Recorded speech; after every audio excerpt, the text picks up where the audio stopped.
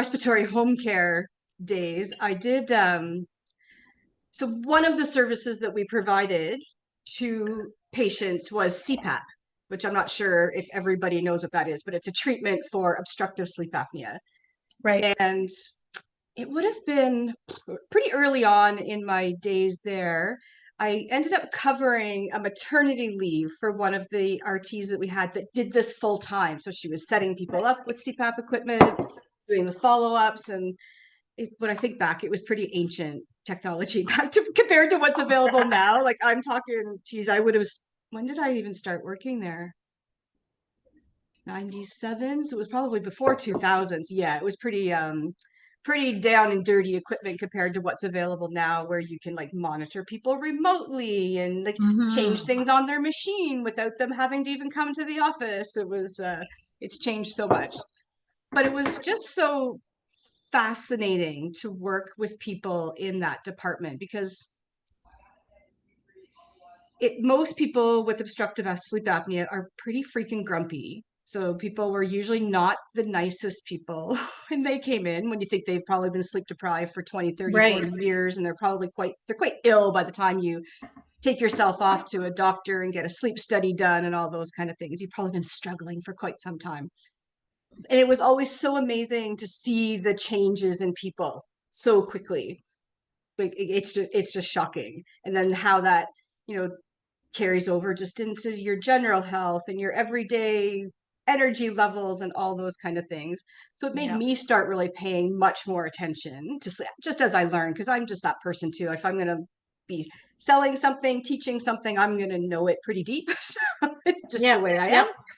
And it was just fascinating to me. So it was a lot of fun. And then from there, I moved more into like management positions, but I ended up being like a product manager for all of our sleep products. And so I got to go really Wow. deep into the field. Like um, when I was it started in Canada, but when I moved to Australia with Air Liquide, we actually owned sleep labs as well too. So that I was even able to get very involved on the diagnostic side, and it was a Holy lot of cow. fun because sleep is just like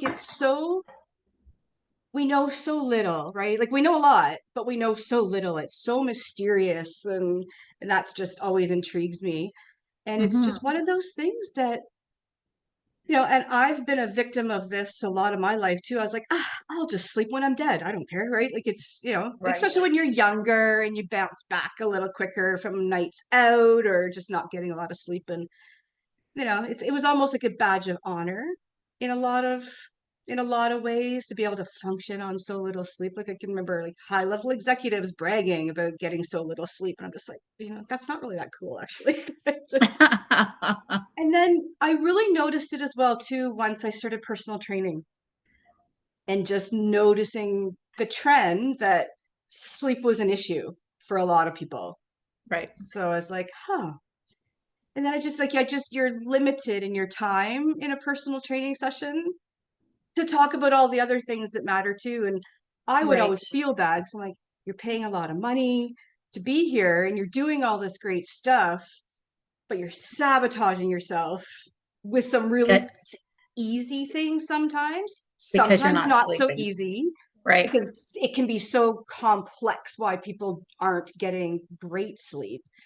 And then what I Yeah. really noticed as well too that, because when you're in school and learning and all, it's always like, you got to get 7 to 9 hours of sleep. And if you don't get that, basically you start to feel like a piece of shit. Like, why can't Hmm. I get 7 to 9 hours sleep? And oh my God, it's this elusive thing. And I'm like, not everybody has the same 24 hours, right? Like, Yeah. it's just, yes, there's a reason, and we're going to talk about it. There's a reason why those numbers exist. And that makes sense. We need to have like guidelines, but I think you can get so caught up in, I need to get this much sleep, and I'm supposed to do this much cardio, and I'm supposed to eat this much protein. And I'm just like, oh, that's a lot of supposed tos.